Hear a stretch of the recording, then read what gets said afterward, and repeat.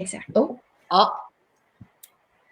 Hello, everyone, and welcome to another Military Tuesday with the National Ability Center. My name is Meg Bauman, and I am the Groups and Military Program Manager at the National Ability Center. Today, we are so excited and honored to have General Dempsey, his wife, Deanie, and NAC's own Caitlin Bagnaski. We will be learning more about the Dempsey family and also the importance of Memorial Day this weekend.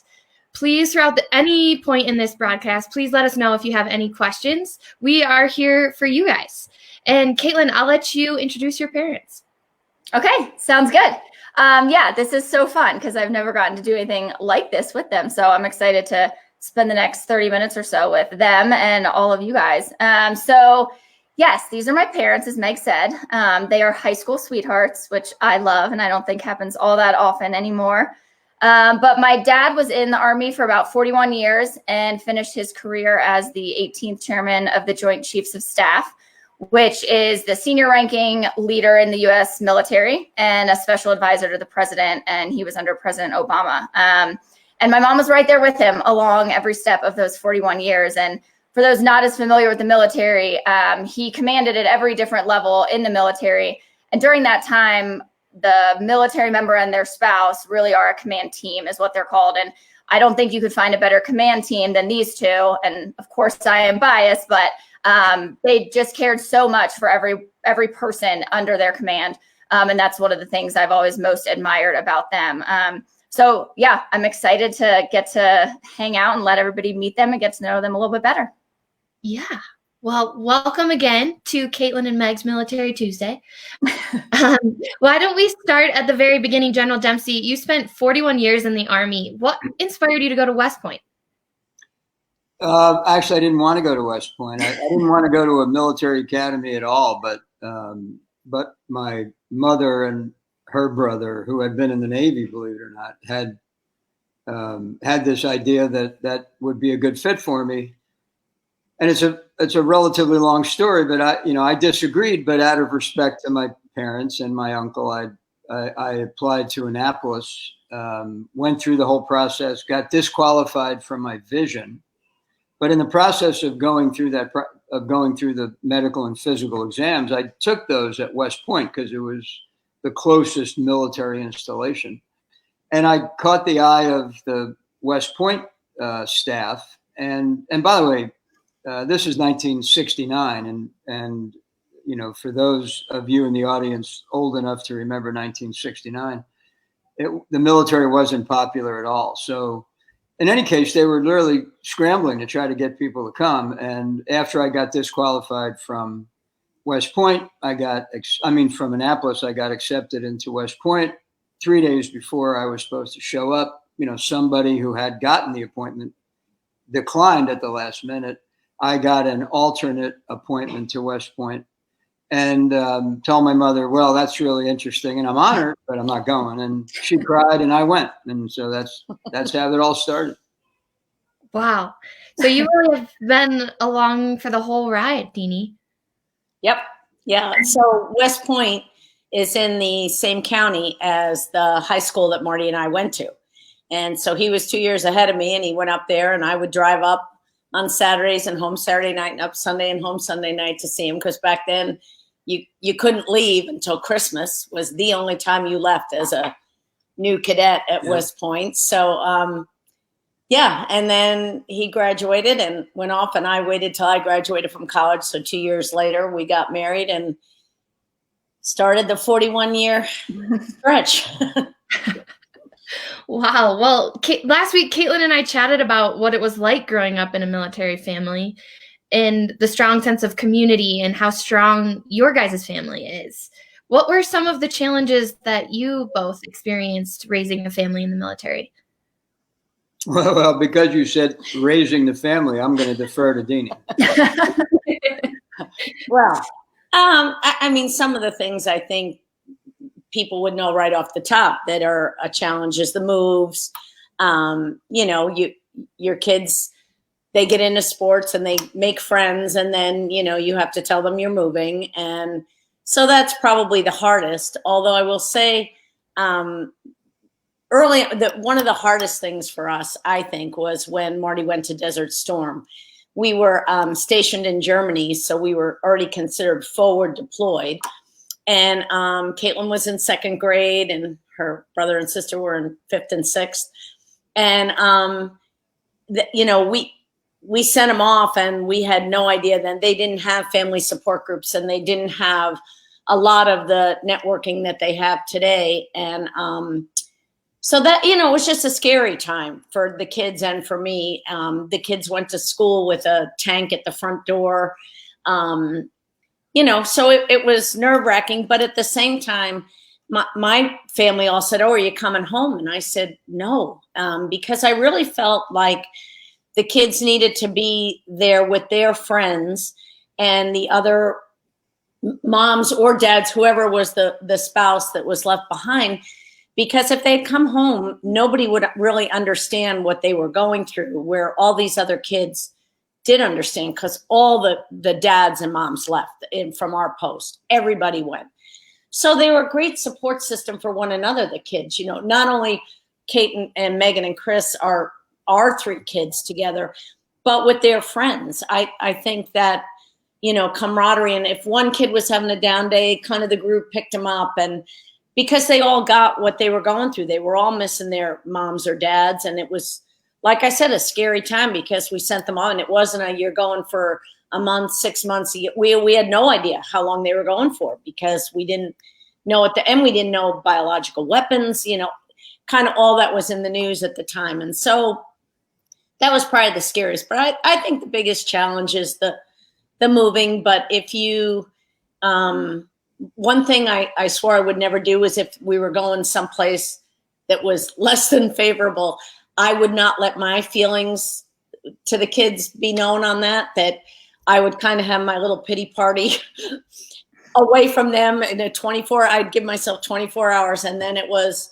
you got to be positive about it, because if I wasn't, I knew they wouldn't be. And so, I think as a result, military kids, as much as that's a hardship, it's also a positive, I like to say, because I think they grow up resilient, adaptable, flexible, because they're making new friends every, 2-3 years and having to move and start all over. And so I was always really proud of the way our three handled it, but I would say that was the challenge. Yeah, I would just add, I get the question all the time about work-life balance. I'll get it whether I'm speaking to groups at the military academy or whether I'm speaking to, brand new brigadier generals or admirals. And I tell them, I said, look, here's one observation. You have to find that work-life balance. Your boss is never going to come in and say, "Hey, how's your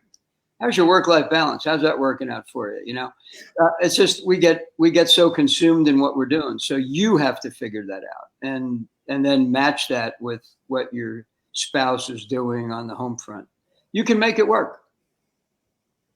Caitlin first off, I had goosebumps when you were describing all of that, because I think you described Caitlin perfectly, especially during this time working through a computer screen and being resilient and having the humor and the positive attitude is what makes her such a joy to work with every day. And so you can really see those traits shine through during challenging times. So thank you for instilling that in her and making her such a joy to work with. And I think I asked Caitlin this last week, but where was your most favorite place that you lived during those crazy times of moving all over the place? Yeah. Well, we watched it, and I think Kate gave a great answer. Sometimes it's not about the place, because it's always about the people. You could be stationed at the worst place in the world and have the best friends you've ever had, or you could be stationed at the best place and maybe the folks there aren't as into being friends or whatever. But having said that, I loved Fort Monroe, Virginia. It was right on. I felt like we were in the Navy. It was on the water in Chesapeake, Virginia. We watched the naval fleet come in out of the harbor, dolphins jumping in the front yard, and Caitlin got married from there, and Megan, her sister, got married there. So it had great memories for me, and it was an amazing place. It was like a little Main Street, USA. You walk to church, you walk to work, you walk to the gym. It was just quaint and wonderful. But Marty would have an not a different. Well, I mean, that particular assignment was a little rough on me because I had cancer while we were stationed there and went through the whole, radiation and chemotherapy. So Deanie always says Fort Monroe, and I go, oof. But, for me, but I will agree with what she said right at the beginning. For me, it was never about the place. We moved 22 times and spent a lot of time overseas, spent a lot of time in this country, but it was always about the people. And we were blessed because we really have made some deep and lasting friendships. And, look, somebody like me, as 41 years retiring as a 4-star general, nobody asks you, how was your maintenance record or how was your physical fitness score? What they ask you about is what'd you leave behind? And what we left behind was a string, we hope, of proteges and their spouses and their families who we're proud of. And so it was always about the people. That's awesome. All three now, as we move through your 43 years, your children grew up and they wanted to stay in that military life. And so all three of your children joined the Army. And I know that 2 of your children deployed multiple times. Deanie, how was it having 2 children deploy? Well, she said Deanie. No, I know. You just asked the right person that question. Yeah, it was awful. I mean, there's no other way to say it. I used to say to people, you kiss your husband goodbye, and I did that a lot, and that's really hard. But then you kiss your son and then your daughter goodbye, and it rips the heart out of you. And yet you on the one hand, you're so proud of them, and on the other, you're worried and you're proud and you're worried and you're proud and you're worried. And so, I'm so proud of all 3 of them for, being willing to serve. And, it's funny, kind of back to it kind of ties in with your question about raising them and in the military and the challenges. So along the way, you think as parents, every time you move them and it's hard, that, you're the worst parents in the world for moving them and what are we doing? And then at the end, all 3 of them wanted to serve, and we kind of looked at each other and said, well, I guess it wasn't that bad if they want to kind of follow in Dad's footsteps. And so, it was such an honor for him to commission all 3 of them. And he got to, one of the blessings, at least, when both Chris and Kate were deployed, they got to, Marty was deployed that whole time, pretty much 3+ years out of 4 years in a row. And Kate was in Iraq and then in Afghanistan when Chris and so I could get pictures of him with either one of them. And that kind of lifted, my spirits and my heart a bit to at least know he was kind of watching out for them a little. But it just, it's so hard to kiss, your spouse goodbye for a deployment, and then your kids is just awful. But again, like I said, you're just so proud of them as well. So, but pragmatically, Mick, for me, it was, first of all, I was enormously proud, but secondly, it was helpful because every once in a while, maybe even more often than once in a while, one of them would say, why are we doing that? What about that policy? And by that time, I was actually in a position where I was the one making the policy. So, I was able to say to myself, well, if my own children don't understand what I'm doing, maybe I got a communications issue going on here. They would, and we would talk about the future of the Army, and it was kind of cool, actually. Yeah, a lot of people will say when you get to, the rank of general, or some will say even, lower, but you kind of get out of touch and you don't know what's really going on in the trenches, so to speak. And that's not the case if you have, 3 kids serving. So, because you know exactly what's going on. Probably more than you even want to, but so. Yeah, I could see Caitlin not being too intimidated to share her thoughts. No, not at all. Not at all. Caitlin, how was it being deployed with your father? I think I've seen a couple pictures, and it's pretty incredible that you were both in the same place at the same time over there. Yeah, we always joked, not the best place for a family reunion, or maybe not our first choice for a place for a family reunion. But I wasn't in Iraq for as long, so it was wonderful to get to see him while I was there. But I think it is very much what helped me get through 15 months of Afghanistan, because that's a very long time. And to see him, I think I got to see him at least 3 times over that period of time. And it just kind of rejuvenated me to keep going for a little bit longer. And, it's funny. I think anyone who is in the Army can probably understand that there were a lot of times where I did not tell people who my dad was, because, you'll get the comments then of, oh, you got to do this or you got to do that because you're dad. And obviously I am beyond proud to be his daughter. But in that position, a lot of times I wouldn't tell people, how I was related to him. But during those 15 months, I did not care who knew. I did not care how I got to see him or when I got to see him. If I was going to get to see him, I was all in. And yeah, it was amazing. He got to promote me in Afghanistan. But honestly, I have a picture that's one of my favorite pictures, but it makes me emotional every time I see it, of me hugging him when he got to my fob in Afghanistan. If you zoom in on my hands, I have a death grip on his shoulder. And I think that kind of says all about what it meant to me to be able to see him while I was there. Yeah. Were you able to see your sibling while you were over there too? Or were you? No, Chris and I somehow always leapfrogged each other. So we both have been to Iraq and Afghanistan, but never at the same time. So yeah, which was unfortunate. I don't know if Mom would have thought it was better for, just get everybody over at the same time and get everybody back at the same time. Because I don't know, you would probably know better, Mom, but I feel like there was probably a span of, I don't know, maybe 7 years where somebody was gone just about all the time. Yeah. Well, I used to kid too that when you went the one time, then came back, and then Chris went, I said, "What's wrong with this picture? Dad's still there." The 2 year, I'm like, okay, one came home and you're still there, and the other's coming home and you're still there. Something's not right, So, yeah, that was a long stretch for the Dempsey family, but thank God, we were lucky ones too. So. Were you still living on a base where you had that community support from the other military families? Yes. Me? Yes. Yes. When Marty deployed for the first 14 months, I was in Germany. He was a division commander, and so I was living on a base there.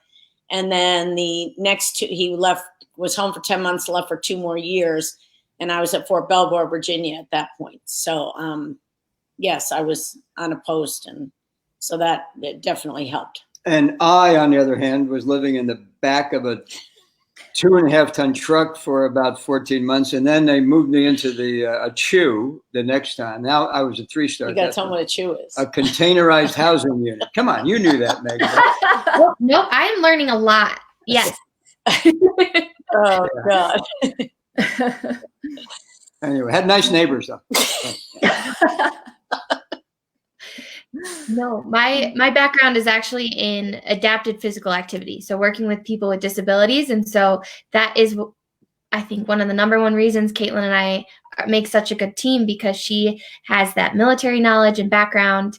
And then I can help get people of all abilities outside. Yeah. And so I think, speaking to that, Caitlin, we work a lot with veterans. And so for me, it's really interesting to learn more about what it's like when family members are deployed, and we always see them kind of during the aftermath. And so it's really interesting for me to learn more about what they go through, and to hear such a positive experience from you guys. It definitely was not easy by any means, but to hear you speak so positively on it warms my heart. Caitlin, do you have anything to add after that question?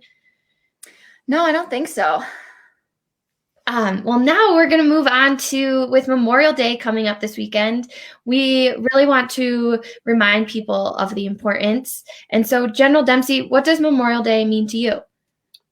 Well, the first thing is it's always been important to me to make a distinction between Memorial Day and Veterans Day. And, a lot of Americans just, kind of mix them all up, and that's okay. I mean, it's okay. I'm not being critical of that, but I would like to point out that Memorial Day is that time when we honor the fallen, and we try to support the families of the fallen and the children of the fallen. And it's actually one of my favorite holidays of the year because of some of the work that Deanie and I do with a couple of charitable organizations, principal among them TAPS, the Tragedy Assistance Program for Survivors, which, gathers every year this incredible group of survivors, and they grieve together, but it's not sad. And I mean, it's sad, of course. Everybody's crying and hugging when you can hug.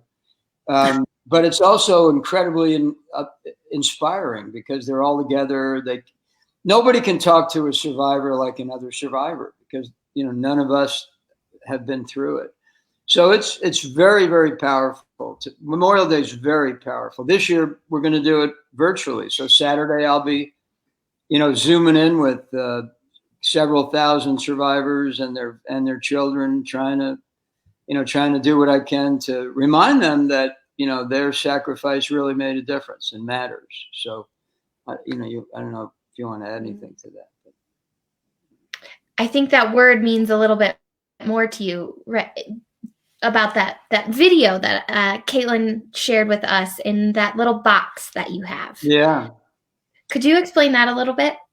I can. It's tough for me to get through that, though. You're going to try to make me, have a little emotional moment here. And I've had a couple tears. I've just hid that. So it's your turn. No, look, I mean, the little box that you're talking about has a card for each of the fallen that, who fell under when I was in command. And I don't ever want to forget that. And I want to, because so the box is sitting, a few feet from me now in my office. I could go grab. You want to grab it for me? Thanks. And in that box there's 132 souls. Well, actually, I carry 3 at any given time, so there's 129 in there. And I always remind myself that they didn't have the opportunity to live up to their potential. They just didn't. They were taken too soon.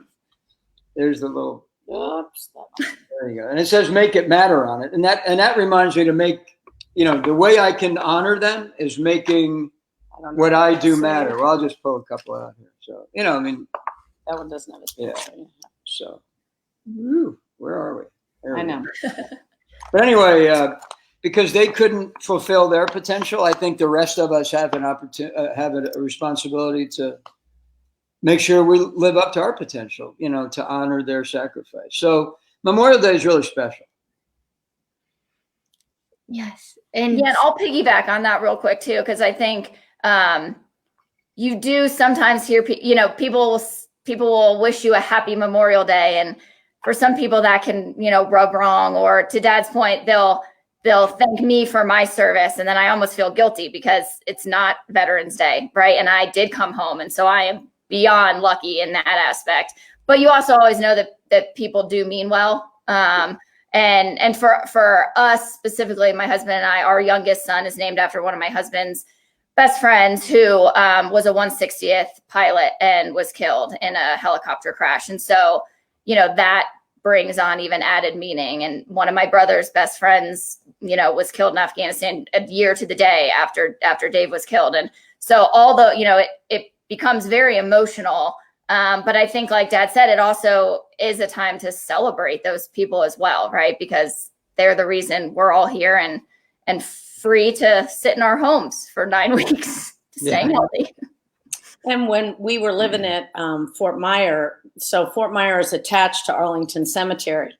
And we would, on Saturdays as a routine, walk down through the cemetery in the section 60 in particular, where most of those that have lost their lives in this global war on terror are buried. And to Kate's point about their good friend, who David is named for, and we would especially go Memorial Day as well, and go to his those that we knew, and Marty would leave a coin or something, and we'd say a prayer. But when we got to Dave's, I just thought this was such a great story and telling of the camaraderie in the military, in that there were 4 guys as we went to go up to Dave's grave, there were 4 guys there with yellow roses. And so we stood back, and then I started chatting with them. I said, "Oh, do you know Dave as well?" And they said, "Oh, yes, ma'am. We were his buddies." And they started talking, and they said every Memorial Day, no matter where the four of them are, and there two or three were still active duty, and one was out. They gather on Memorial Day with these flowers, and they go to the graves of all their friends that are there. And I just thought that was so powerful, that what this young man meant to these friends, that they would gather every Memorial Day to come back and lay a flower. And so then I relayed, they said, "Oh, do you know him?" And I said, "Well, yeah, he was, one of our sons." And then, of course, when I told them Shane's name, they knew him. And, I said our grandson was named for him. And so we chatted for a while. But so there's some beautiful stories associated with Memorial Day as well. When you live close to a place like Arlington Cemetery and you get firsthand, you'll also see the family sitting, a mom and little kids with their McDonald's Happy Meals, having a picnic at the headstone of their fallen dad. Or mom. Yeah. So it's pretty powerful. So in 2000, one last part of that, and just to show you how powerful, in 2012, I got a call. I was chairman. I got a call from Mike Krzyzewski, who was the coach of our Olympic basketball team, and he was taking the team over to London for the Olympics. And he called and said, "Look, these guys are really good basketball players. I'm not sure what I can teach them about that, but I might be able to teach them something about what it means to represent their country. Can you help?" And I said, "Yeah, absolutely." So he brought them to Washington. We did a bunch of things, but one of the things we did was bring them to Arlington National Cemetery. Wow. Well, thank you for reminding us all the importance of Memorial Day. And I know it might look a little different this year with us all being in our homes. And so how will you mentioned that you will be on the TAPS call, but what is a good way that our community can celebrate Memorial Day? That's a great question. I mean, I as I said, I think making sure we make the distinction between Memorial Day and Veterans Day is a good start. And secondly, keeping on that particular day the fallen throughout our history, not just in the last 15 years, but in their prayers. And then a lot of people, there's a lot of veterans buried in community. It's not just Arlington National Cemetery. I mean, there's actually dozens of military cemeteries around the country. And then, of course, some people decide to inter their fallen warrior in just behind a church someplace. And, if you can find one of those places and just take a moment, that's probably all they would really want you to do, right? Right. Well, a lot of people are struggling right now with this pandemic. What advice or words of encouragement do you have for our veterans and our NAC community at this time? Well, first of all, I should have said this earlier. I love the fact that you call it the National Ability Center, because it focuses on what's possible, right? Not what's not possible. And I think that's such a great message. In terms of getting through this pandemic, when you really distill what's going on, it's really about helping people manage their fear. People are afraid they're going to catch it. They're afraid their families are going to catch it. They're afraid that the economy is going to make them less likely to be able to have a job. And so really what we all need to do for each other is help each other overcome fear. And there's only one antidote to fear, and that's belonging. And so the more, you can link people together so that there's a support group, not just for everybody. I mean, everybody's feeling that sense of foreboding and fear. But the thing that makes us powerful as a country is optimism and trust. And so build a little bit of that this weekend, and I think it'll be time well spent. Deanie and Caitlin, do you have anything to add? That was pretty incredible advice. Yeah, that was hard to follow up that, right? Well, and I think I shared mine last week, but Nan, do you have any? No, I think that's about, if there's ways that you can help veterans, I know this weekend, a lot of places are doing things for veterans, in the name of Memorial Day. And so if you can support them, maybe that's a small way, to lend a hand. I don't know. Yeah. There's a lot of Gold Star families out there. I guarantee you there's a bunch of them in Park City and any place else that people are listening. There's somebody who's lost a loved one and, who either was killed in combat or in a training accident or through a disease that was the result of a deployment. And if you know who those people are, I tell you, I don't want to mix up Memorial Day and Veterans Day, but we had a local couple here on Veterans Day who came to the door as a family and gave me a note on Veterans Day. I was so touched by that. Two little kids, I said to Marty when they left, they're showing their kids what right looks like, because the little girls were maybe 7 and 5. I mean, little kids. And we had never met them, but they knew we lived in this neighborhood. And so they came by the door, and the 2 little girls had made cards for Marty that said, "Thank you for your service," and stuff. And it was so sweet and so not expected, or, it was just such a sweet gesture. So if there's somebody, make sure we don't confuse the 2 holidays, but if there's someone in someone's neighborhood who have lost, a serviceman, Army, Navy, Air Force, Marine, Coast Guard, and write them a note, say, we were so blessed that they served and, gave their life for us. That's powerful. For sure. Well, thank you all for joining us today. Caitlin, do you have anything else you want to add? I don't think so. Thank you, Mom and Dad. This is really fun, and we're glad that you could come on and share some wisdom with all of us.